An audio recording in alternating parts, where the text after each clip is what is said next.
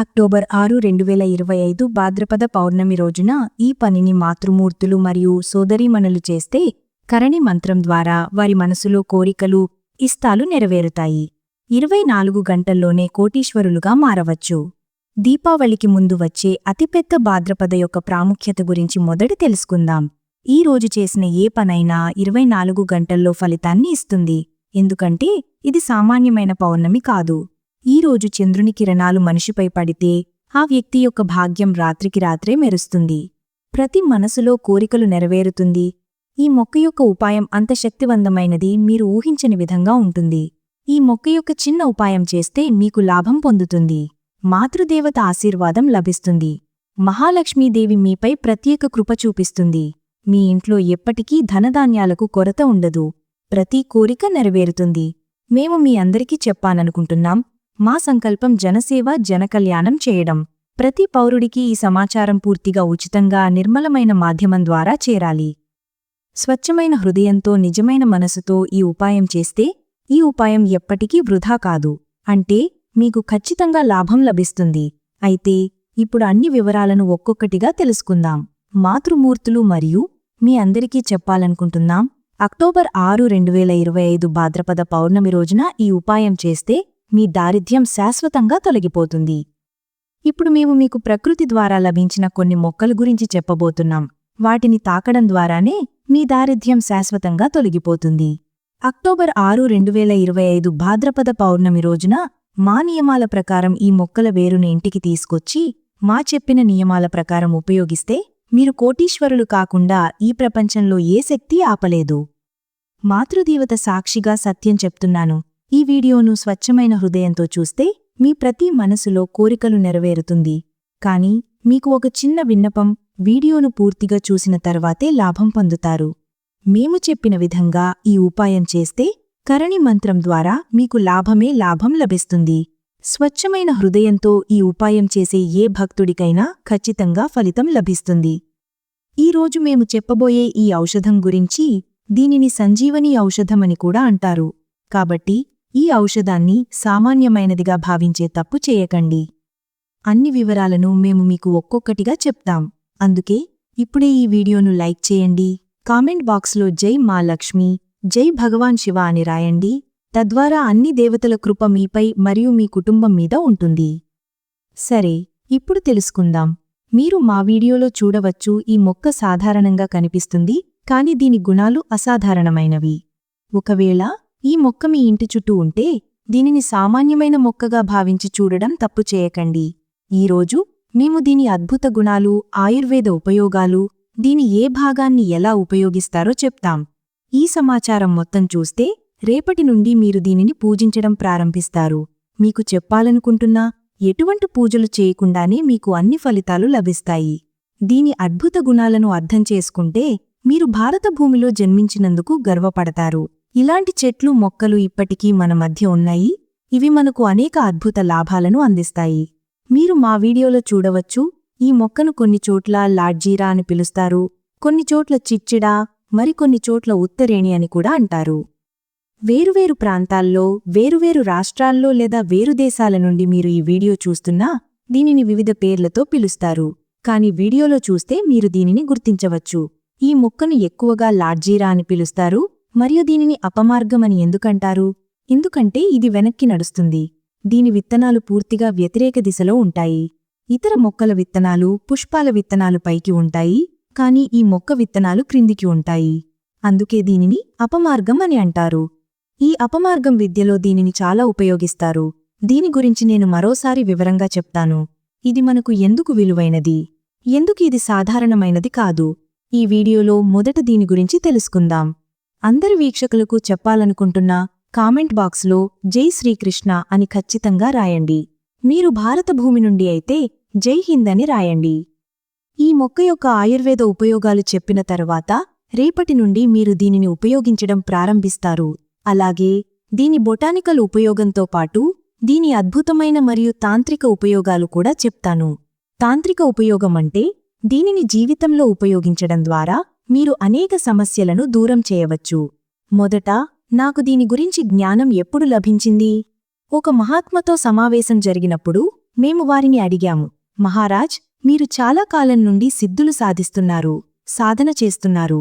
నీరు త్రాగకుండా 1 నెలపాటు ఎలా సాధిస్తారు అని. అప్పుడు ఆసంత్ మహాత్మా మాకు స్వయంగా చెప్పారు. చిచ్చుడా అనే మొక్క, దీనిని మీరు అపమార్గమని కూడా పిలుస్తారు. దీని విత్తనాలను ఉపయోగిస్తాము. వారు మాకు చెప్పారు, అడవిలో ఉండే సాధు మహాత్ములు సాధన చేసేవారు ఈ మొక్క విత్తనాలతో కిచిడీ తయారు చేస్తారు. ఆ కిచిడీ ఎండు చెంచాలు తింటి 1 నెలపాటు ఆకలి దాహం వేయదు. ఆసంత్ మహాత్మా మాకు చెప్పారు, మేము 1 నెలపాటు ఆకలి దాహం లేకుండా సాధన చేస్తాము. మన ధర్మశాస్త్రాల్లో కూడా చెప్పబడింది, ఈ మొక్క వేరులో గంగామాత వాసం ఉంటుంది. అవును, గంగామాత వాసం ఉంటుంది. పురాతన గ్రంథాల్లో కూడా రాసి ఉంది, అమృతం యొక్క కొన్ని చుక్కలు దీని వేరులో పడ్డాయి. అందుకే ఈరోజు కూడా ధార్మిక వ్యక్తులు, పెద్దవారు, బుజ్జాయిలు అని పిలిచే వృద్ధులు దీని వేరుతో దత్తుంచేస్తారు. ఎందుకు చేస్తారు? ఎందుకంటే దీని వేరులో గంగామాత వాసం ఉంటుంది, అమృతం యొక్క కొన్ని చుక్కలు పడ్డాయి. మొదట దీని ఆయుర్వేద ఉపయోగాలను తెలుసుకుందాం. ఈ వేరుతో దంతధావనం చేస్తే చాలా కాలంగా దంతాల్లో సమస్యలు, దంతనొప్పి ఉంటే డాక్టర్ చికిత్స చేయలేకపోతే, లేదా డాక్టర్ మందులు తీసుకుంటున్నా దంతనొప్పి తగ్గకపోతే ఈ వేరుతో దత్తుంచేయడం వల్ల దంతాల్లో ఉండే క్రిములు, బ్యాక్టీరియా నశిస్తాయి. కేవలం 15 రోజులపాటు రెగ్యులర్గా దంతధావనం చెయ్యండి. 2-3 రోజుల్లోనే ఫలితాలు కనిపిస్తాయి. దంతనొప్పి పూర్తిగా తొలగిపోతుంది. అలాగే దంతాలు పసుపు రంగును కూడా ఈ వేరు పూర్తిగా తొలగిస్తుంది. దంతాలు పసుపు రంగులో ఉండి ఎవరైనా ఎగతాళి చేస్తే, కుటుంబ సభ్యులు అవమానిస్తే అలాంటి వ్యక్తులు కూడా ఈ దంతధావనం చెయ్యాలి. దీని ద్వారా దంతాలు మెరిసేలా, తెల్లగా, శుభ్రంగా మారతాయి.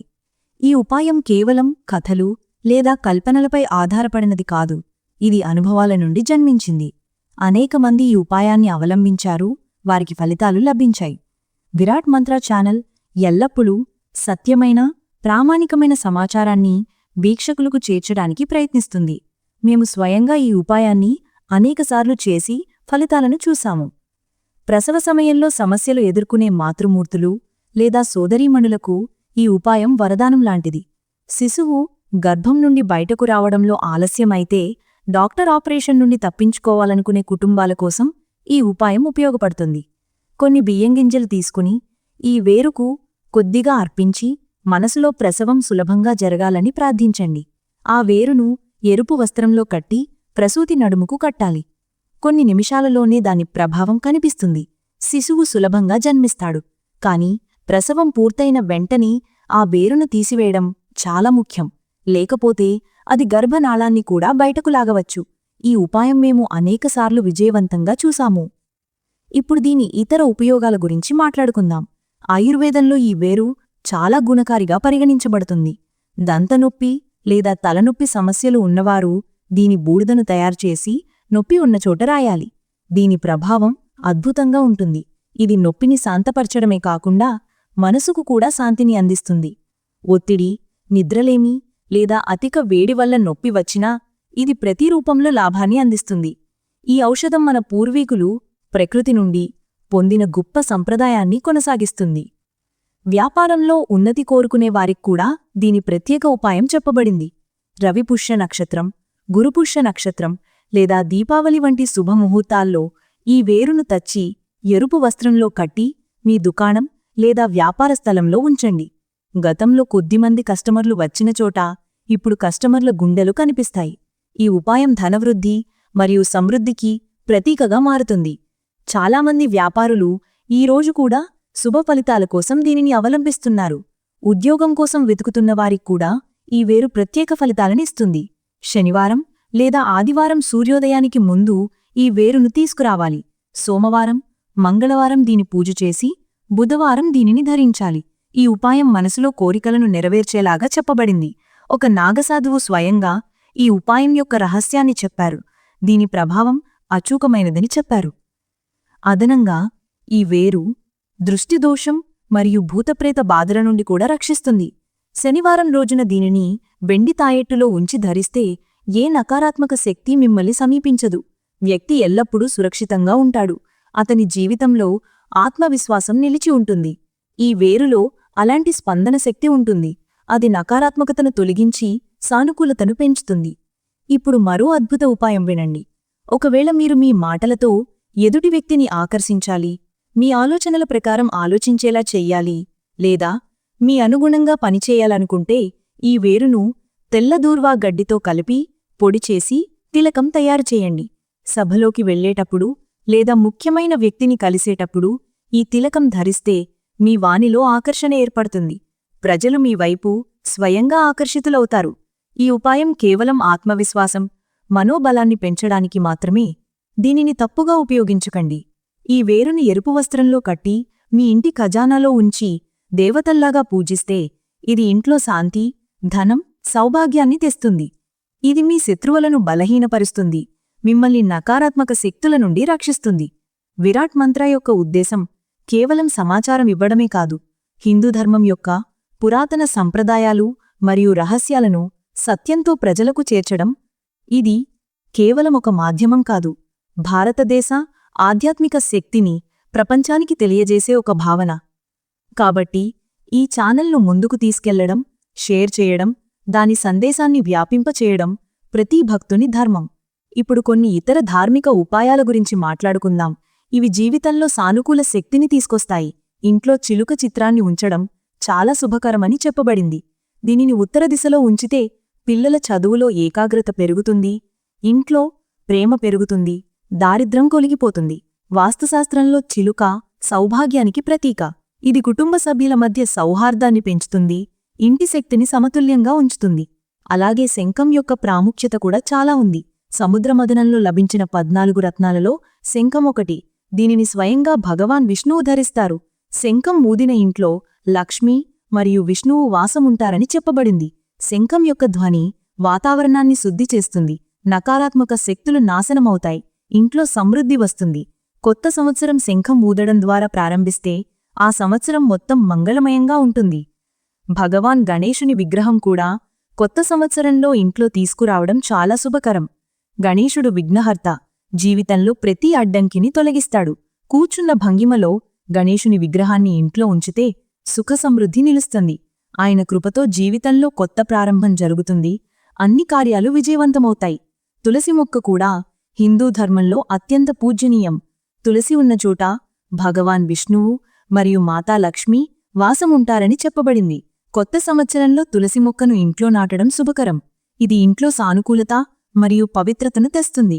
ఒకవేళ ఎవరైనా ఆలయం దగ్గర తులసి మొక్కను మాటితే అతనికి పుణ్యం లభిస్తుంది, ఆధ్యాత్మిక ఉన్నతి జరుగుతుంది. అలాగే నెమలి ఈక భగవాన్ శ్రీకృష్ణునికి అత్యంత ప్రియమైనది. నెమలి ఈకను ఇంటి ఉత్తర దిశలో ఉంచితే అది నకారాత్మక శక్తిని తొలగించి సానుకూలతను పెంచుతుంది. ఇది సౌభాగ్యం మరియు సమృద్ధికి ప్రతీకగా పరిగణించబడుతుంది. ఈ ఉపాయాలన్నింటి సారాంశమేమిటంటే ప్రకృతి మరియు ధర్మం ఒకదానికొకటి పరిపూరకాలు. శ్రద్ధ, విశ్వాసం, స్వచ్ఛమైన మనసుతో చేసే ఈ ఉపాయాలు జీవితంలో నిశ్చయంగా మార్పును తీసుకొస్తాయి. విరాట్ మంత్ర ఎల్లప్పుడూ ఈ సందేశాన్ని ఇస్తుంది. ఈ సంప్రదాయాలను అంధవిశ్వాసంగా భావించకండి. వీటిని భారతీయ సంస్కృతి యొక్క లోతు మరియు ఆధ్యాత్మిక విజ్ఞానంగా చూడండి. చివరిగా ఒక్కటే చెప్పగలను, మనసులో విశ్వాసం, కర్మలో శ్రద్ధ, ఆస్తిలో సత్యం ఉంటే ఏ కార్యం అసాధ్యం కాదు. ధర్మం మరియు విజ్ఞానం యొక్క సమ్మేళనం మన జీవితానికి పరిపూర్ణతని ఇస్తుంది. స్వచ్ఛమైన భావంతో చేసిన ఒక ఉపాయం, స్వచ్ఛమైన ప్రార్థన, స్వచ్ఛమైన సంకల్పం జీవితానికి కొత్త దిశను ఇవ్వగలవు.